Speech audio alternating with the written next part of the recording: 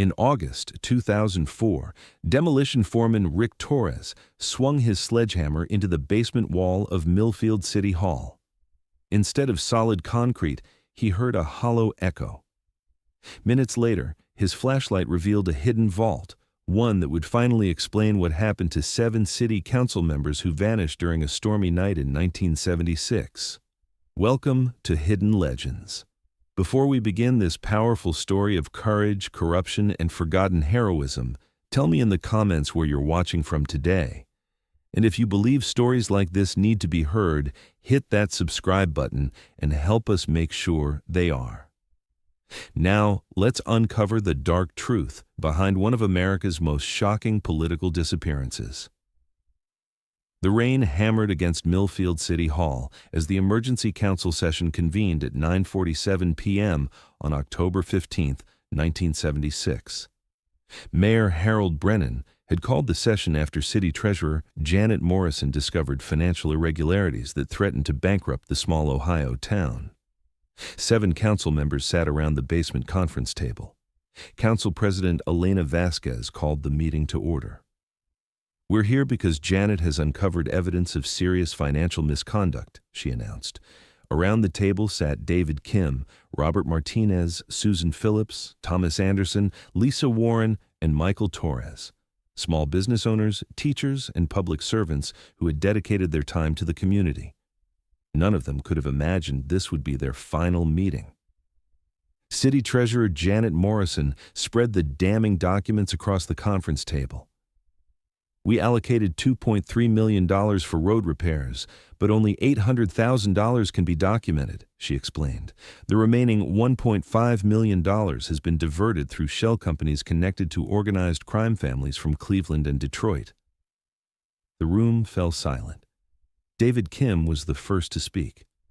"Are you saying our city government has been infiltrated by the mob?" Janet nodded grimly. "It's worse.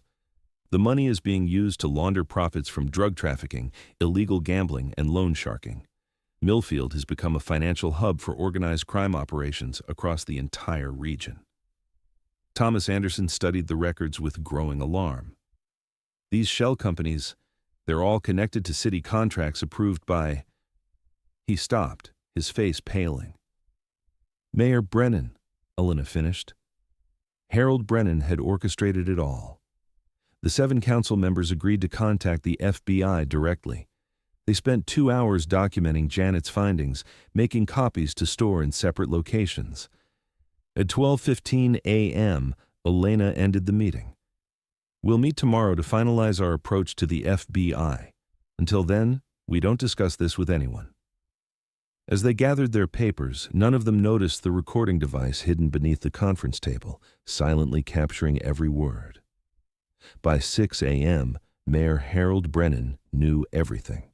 The recording device had transmitted the entire meeting to his office. Brennan was a key figure in a vast money laundering operation that cleaned millions in illegal profits every year. He made 2 phone calls, the first to Vincent "Vinny" Castellano, his handler in the Cleveland organization, the second to Police Chief Robert Brennan, his brother-in-law and co-conspirator. "We have 7 problems that need to be resolved permanently," Harold told Vincent.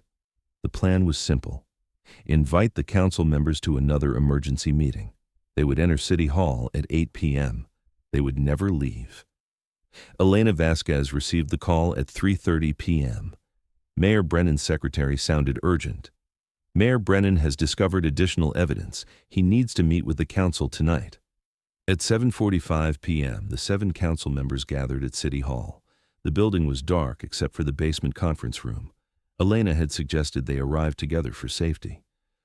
"Something feels wrong," David Kim murmured. "Where's the mayor's car?" They entered through the basement entrance, where Mayor Brennan waited with 2 large, well-dressed men who looked distinctly out of place. "Thank you for coming," Brennan said, his smile cold. "I think you'll find tonight's meeting very, enlightening." As they took their seats, they failed to notice the door had been quietly locked. The basement became a tomb that night. The 7 council members were murdered while Vincent Castellano's men destroyed all evidence Janet Morrison had compiled. The official story was crafted carefully. The council members had driven to Cleveland to meet federal authorities, but were abducted by unknown criminals near the waterfront. The investigation was immediate but futile. FBI agents interviewed Mayor Brennan, who expressed shock and grief. The families held memorial services, though no bodies were recovered. The financial investigation was quietly closed. Mayor Brennan was re-elected on an anti-corruption platform, promising to prevent future tragedies. The city mourned and moved on, never knowing their heroes lay buried beneath the building where they had served.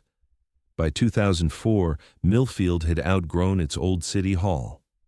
The city council voted to demolish the 1923 building and construct a modern facility.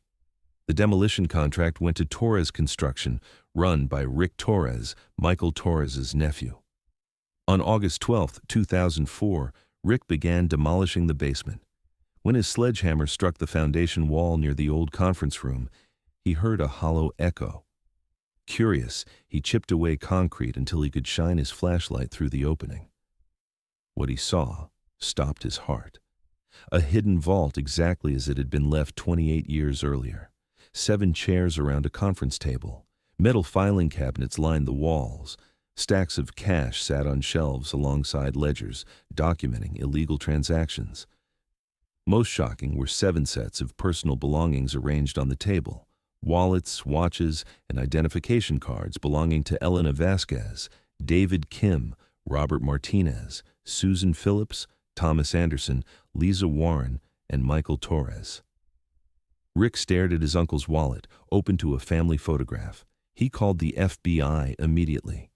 The investigation that followed revealed the full scope of the conspiracy that had operated in Millfield for decades. The filing cabinets contained detailed records of the money laundering operation, including the names of dozens of co-conspirators who had helped facilitate organized crime activities throughout the region.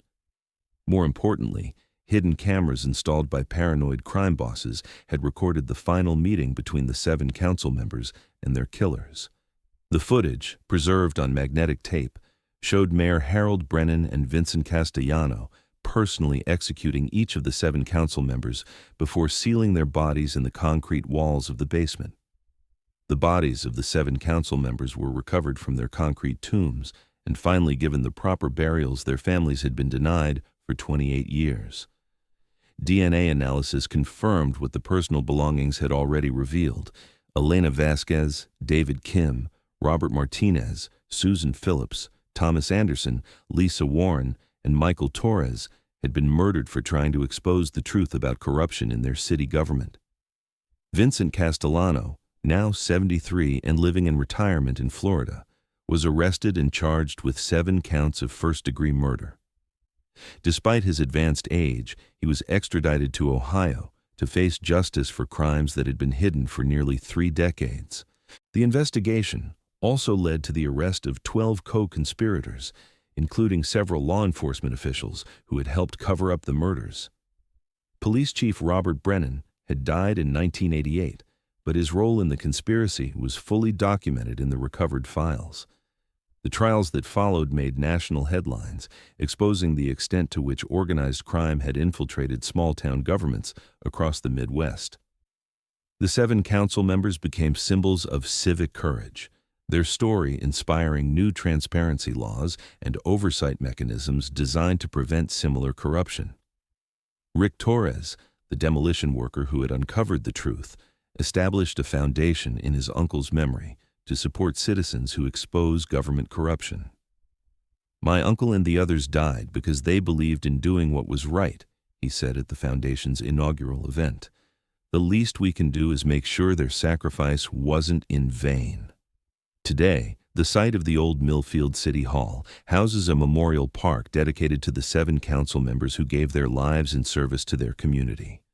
Their names are engraved in granite along with the words, "They served with honor. They died for truth. They will never be forgotten."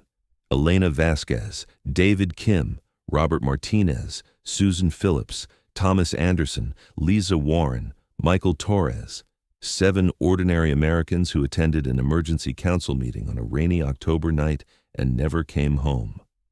Their families endured 28 years of uncertainty, wondering what had happened to their loved ones and whether justice would ever be served.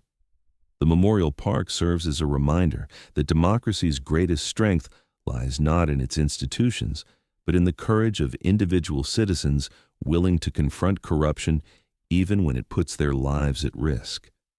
The 7 Millfield council members knew the dangers they faced when they decided to expose the truth about their city's finances, but they chose duty over safety, justice over self-preservation. Their story demonstrates the vital importance of transparency in government and the need for ordinary citizens to remain vigilant against those who would abuse public trust for personal gain. In small towns and large cities across America, public servants make decisions that affect their community's future, and the example set by the Millfield Seven reminds us that sometimes the most important decisions are also the most dangerous ones. The underground vault where they died has been filled in and paved over, but the truth it contained lives on is a testament to their courage and a warning to those who would follow in Harold Brennan's footsteps. Justice may be delayed, but it cannot be buried forever. Sometimes all it takes is one person with a sledgehammer and the courage to investigate what lies behind the walls that powerful people build to hide their crimes. In their memory, we must remember that the price of freedom is eternal vigilance, and that sometimes the most important public service is the willingness to ask uncomfortable questions about those we trust with power.